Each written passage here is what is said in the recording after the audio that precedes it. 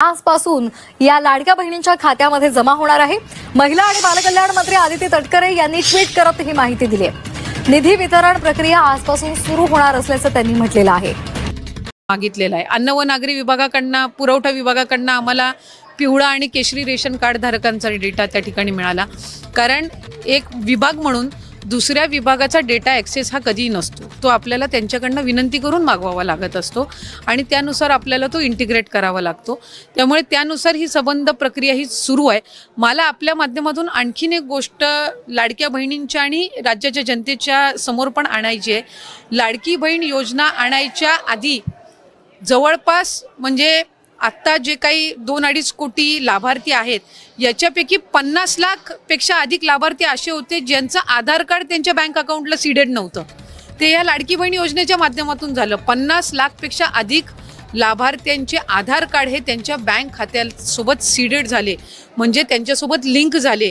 याचा अर्थ असा की त्या ज्या महिला बऱ्याचशा वेळेला आधीच्या योजनांपासून वंचित राहिल्या असतील किंवा त्यांचं अकाउंटच त्या ठिकाणी बँकेचं नसेल, ते याच्यातून त्या ठिकाणी या योजनेतून तयार झालं। अशा बऱ्याचशा योजना मी आपल्या माध्यमातून सर्वच लाडक्या बहिणींना आश्वासित करते की महायुतीचे सरकार आदरणीय मुख्यमंत्री देवेंद्र फडणवीस साहेब, उपमुख्यमंत्री एकनाथ शिंदे साहेब आणि दादांच्या नेतृत्वाखाली लाडकी बहीण योजना अशाच पद्धतीनं सुरू राहणार। पात्र महिलांवर कुठल्याही पद्धतीचा अन्याय होणार नाही, हे विभाग म्हणून आम्ही दक्षता घेत आलेलो आहोत आणि ती पुढेही घेत राहू। आणि KYC ऑथरायझेशन झालं की त्यांना नियमित लाभ मिळणार आहे। म्हणजे या ज्या तक्रारी आहेत की 1 महिन्याचा लाभ मिळाला, दुसऱ्या महिन्याचा मिळायला विलंब झाला, तिसऱ्या महिन्याचा त्या ठिकाणी थांबला गेला, तर या सगळ्यामध्ये सरळता आणि त्याचबरोबर सुलभता ही त्या निमित्ताने येणार आहे। त्याच्यामुळे या 2-3 महिन्याच्या कालावधीमध्ये जे लाभार्थी आहेत त्यांनी KYC करून घेणं आहे आणि याच्यातून त्यांना फक्त लाडकी बहीण योजनाच नाही तर शासनाच्या वेगवेगळ्या ज्या योजना आहेत ह्याचा सुद्धा पुढच्या कालावधीमध्ये लाभ होण्याच्या दृष्टिकोनातून हे महत्त्वपूर्ण केल्या होत्या।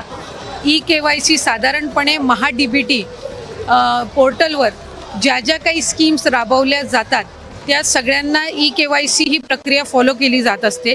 साधारणपणे 91 अशा योजना आहेत ज्याच्यामध्ये KYC हे त्या ठिकाणी रूटीन ही प्रोसिजर आहे आणि तीच लाडकी बहीणमध्ये पण आहे।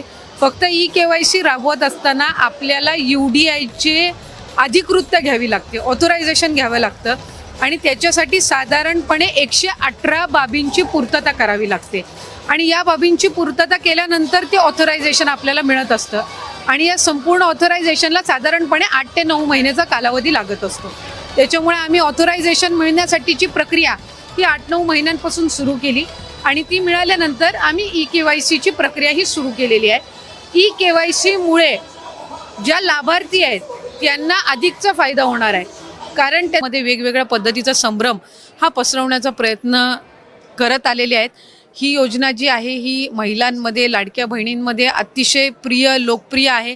महिलांना त्याचा लाभ मिळतोय। कुठेही आम्ही याच्यामध्ये लाडकी बहिणीची संख्या कमी करण्याचा प्रयत्न नाही आहे। मी म्हटल्याप्रमाणे KYCतून महिलांना रेग्युलरली नियमितपणाने लाभ देण्यामध्ये, म्हणजे ज्या लाभार्थी महिला आहेत त्यांना लाभ मिळण्यामध्ये आणखीन सुलभता येणार आहे आणि या व्यतिरिक्त पुढे सुद्धा शासनाच्या ज्या वेगवेगळ्या योजना निघतील, एकदा त्यांचं KYC झालेलं असेल की पुढच्या काही योजनांसाठी सुद्धा त्यांना ॲडिशनल काही प्रोसिजर्स कराव्या लागणार नाही। बोगस लाभार्थ्यांना शोधण्यासाठी गोल्डन डेटा काहीतरी आणला जाणार आहे, काय नेमकं आहे? नाही, मी तर हे पहिल्यांदाच ऐकते। खरं तर आम्हाला वेगवेगळ्या विभागांकडनं आम्ही स्वतःच विभाग म्हणून वेगवेगळ्या विभागांना पत्र दिलेलं आहे की त्यांच्याकडे असणारा जो डेटा आहे तो त्यांनी आमच्या विभागाला द्यावा। जसं डिसेंबर अखेरीस जानेवारी महिन्यामध्ये आम्हाला कृषी विभागाकडून नमो शेतकरीचा डेटा मिळाला, तो आम्ही इंटिग्रेट केला आणि त्यानुसार लाभार्थी जे आहेत त्यांना 500 रुपये लाडकी बहीणमधून आणि 1000 नमो शेतकरीतून मिळतात। परिवहन विभागाकडून आम्हाला डेटा मिळाला, इन्कम टॅक्सचा डेटा आहे। अखेर महिलांची प्रतीक्षा संपली आणि लाडक्या बहिणींना पैसे वाटप सुरू झाले। महिलांसाठी अतिशय आनंदाची बातमी समोर आलेली आहे की 15 जिल्ह्यात पैसे वाटप झाले आज। या 15 जिल्ह्यांमध्ये आज पैसे वाटप झाले। जर तुम्ही या 15 जिल्ह्यांपैकी राहत असाल तर तुम्हाला सुद्धा पैसे आलेले असतील। आताच तुम्हाला सांगतो कोणकोणते ते 15 जिल्हे आहेत, त्यामध्ये पैसे वाटप झाले, किती पैसे वाटप झाले, 2100 प्रमाणे झाले का 1500 प्रमाणे झाले का 4200 रुपये वाटप झाले, पूर्ण डिटेलमध्ये तुम्हाला सांगतो। आणि तुमच्यासाठी अतिशय आनंदाची बातमी घेऊन आलेलो आहे, त्यासाठी आत्ताच्या आत्ता व्हिडिओला लाईक करून टाका। सर्वात अगोदर बघू शकता 2100 + 2100 म्हणजे 4200 रुपये सुद्धा जमा झालेले आहे। आता कोणाला 4200 रुपये भेटले आणि कोणाला 2100 रुपये मिळालेले आहे ते तुम्हाला पूर्ण डिटेलमध्ये सांगतो, पूर्ण आर्टिकल आलेला आहे। सर्वात अगोदर जे आनंदाची बातमी आहे त्या सर्वात अगोदर आपण पाहूया की लाडक्या बहिणींची आता प्रतीक्षा संपलेली आहे।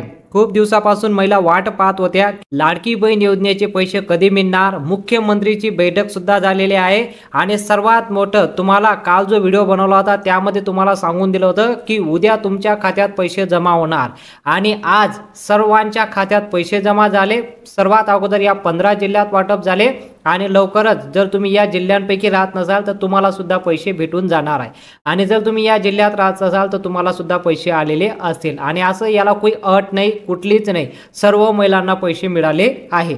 अखेर प्रतीक्षा संपली, लाडक्या बहिणींसाठी आनंदाची बातमी। 15 जिल्ह्यात पैसे वाटप झाले आज। आत्ताची सर्वात मोठी अपडेट म्हणजे आत्ताची सर्वात मोठी अपडेट आहे। आता कोणकोणते ते जिल्हे आहेत त्यात पैसे वाटप झाले। सर्वात अगोदर तुम्हाला जिल्हे दाखवतो की कोणत्या जिल्ह्यात पैसे वाटप झाले आणि इथं बघू शकता तुम्ही आता आज 15 जिल्ह्यांमध्ये पैसे वाटप कंप्लीट झालेले आहे। तुम्ही जर लाडकी बहीण योजनेचा फॉर्म भरला असेल, जर तुमची केवायसी झाली असेल तर आज या 15 जिल्ह्यांमध्ये पैसे आलेले आहेत। सर्वात प्रथम जो जिल्हा आहे यवतमाळ, बघा यवतमाळ माल्यांसाठी आनंदाची बातमी आहे। तुम्ही जर यवतमाळ जिल्ह्यामध्ये राहत असाल तर तुम्हाला लाडकी बहीण योजनेचे 1500 रुपये आणि काही बहिणींना 2100 रुपये आणि ज्या बहिणींचे 2 हप्त्याचे पैसे बाकी असतील त्या बहिणींना 4200 रुपयाचा मेसेज येत आहे। आता हा जो मेसेज येतोय 4200 रुपयाचा, काही बहिणींना 2100 रुपये, काही बहिणींना 4200 रुपये, तर काही बहिणींना फक्त 1500 रुपये प्रमाणे हप्ता येत आहे। तर वेगवेगळ्या योजनेच्या माध्यमातून लाडक्या बहिणींना पैसे दिले जातात। नमो शेतकरी योजनेचा, त्यानंतर विधवाची योजना असते, विधवा बहिणी ज्या असतात त्यांना त्या सुद्धा योजनेच्या माध्यमातून त्यांना पैसे दिले जातात। आता काही मुलांच्या नावावर कन्या सुकन्या योजनेच्या माध्यमातून पैसे दिले जातात। नमो शेतकरी योजनेच्या, PM किसान सन्मान निधी योजनेच्या माध्यमातून, वेगवेगळ्या योजनेच्या माध्यमातून पैसे दिले जातात। आता झालं तरी काय की एका सोबत दोघं योजनेचे पैसे आल्यामुळे काही बहिणींना 4200 रुपयाचा मेसेज दिसून येतोय। तर लाडकी बहीण योजनेचा 4200 रुपये जमा झाले का, असं नाही। गव्हर्नमेंटचा मेसेज आहे, गव्हर्नमेंटची स्कीम आहे, एकाच मेसेज मध्ये तुम्हाला दिसून येत आहे की 4200 रुपये जमा झालेले। पण आनंदाची बातमी म्हणजे लाडकी बहीण योजनेचा हप्ता सुरू झालेला आहे। तर त्यासाठी तुम्हाला आनंदाची बातमी सांगतो, ज्या बहिणींना पैसे आलेले आहे, ज्या जिल्ह्यांमध्ये पैसे आलेले आहेत त्या जिल्ह्यांची नावं पाहणं सुद्धा गरजेचं आहे। 15 जिल्ह्याचे पैसे वाटप झाले। यवतमाळ जिल्हा आहे, सातारा जिल्हा आहे, अमरावती जिल्हा आहे। तुम्ही जर या 2 जिल्ह्यांपैकी 3 जिल्ह्यांपैकी राहत असाल तर कमेंटमध्ये सांगा। आज या 3 जिल्ह्यांमध्ये 1500 रुपये प्रमाणे हप्ता वाटप झालेले आहे। या 3 जिल्ह्यांमध्ये ज्या बहिणींची केवायसी झाली असेल त्या बहिणींना पैसे आलेले आहेत। आता सर्वात अगोदर महत्वाची माहिती की ज्या बहिणीचं केवायसी झालं नसेल त्या बहिणींना पैसे मिळणार का, जर हप्ता वाटप सुरू झालेला आहे तर तुम्हाला महत्वाची माहिती देतो। या जिल्ह्यांपैकी जर तुम्ही राहत असाल 3 जिल्ह्यांपैकी जर तुमचं केवायसी झालं नसेल तर तुम्हाला घाबरायची काही गरज नाही। तुमचं केवायसी झाल्यानंतर अवघ्या काही तासानंतरच तुम्हाला मेसेज येऊ शकतो की ज्या बहिणींचं केवायसी झालं त्यांची लिस्ट जाते। आता सर्व काय ऑनलाईन पद्धतीने आहे। आता काय मागच्या काळ सारखं राहिलेलं नाही की सरकारी काम आणि 10 महिने थांब 6 महिने थांब असं होत नाही। आता काय सर्व काय झालेलं आहे, ऑनलाईन झालेलं आहे। ऑनलाईन डाटा राज्य शासनाकडे, केंद्राकडे, तो शासनाकडे माध्यमातून सर्व विभागाकडे दिले जातात। महिला व बाल विकास विभागाकडे हा सर्व डाटा तुमचा जात आहे, तुम्ही जी केवायसी करत आहे। यासाठी पोर्टल तयार करण्यात आलेला आहे। लाडकी बहीण योजना केवायसी पोर्टल तयार करण्यात आलेला आहे। हा सर्व डाटा कशा पद्धतीने जातोय, ऑनलाईन पद्धतीने। ज्यांचं केवायसी झालं त्यांची नोंदणी झाली, नोंदणी झाल्यानंतर लाडकी बहीण योजनेचा जो हप्ता वाटप होतोय तर त्या यादीमध्ये तुमचं नाव ऑटोमॅटिकली चाललं जातं। ऑफलाईन पद्धतीने टाकायची गरज नाही, सर्व काही ऑनलाईन पद्धतीने टाकलं जातं। तर या 3 जिल्ह्यांपैकी जर राहत असाल तुमची केवायसी झाली असेल तर तुम्हाला पैसे यायला सुरुवात झालेली आहे। आता आपण यामध्ये सर्वात 3 जिल्ह्यांची नावं पाहिली, त्यानंतर आपण आता पाहूया पुढील 3 जिल्ह्यांची नावं. चौथा जिल्हा आहे तो जळगाव.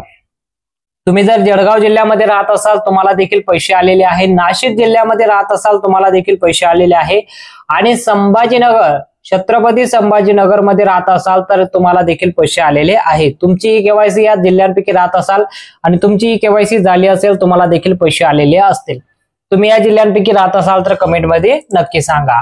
आता पुढील 3 जिल्ह्यांची नावं सुद्धा पाहणे गरजेचं आहे. रत्नागिरी, धुळे आणि रायगड. बघा, या 3 जिल्ह्यामध्ये जरी तुम्ही राहत असाल तुम्हाला देखील पैसे आलेले आहे.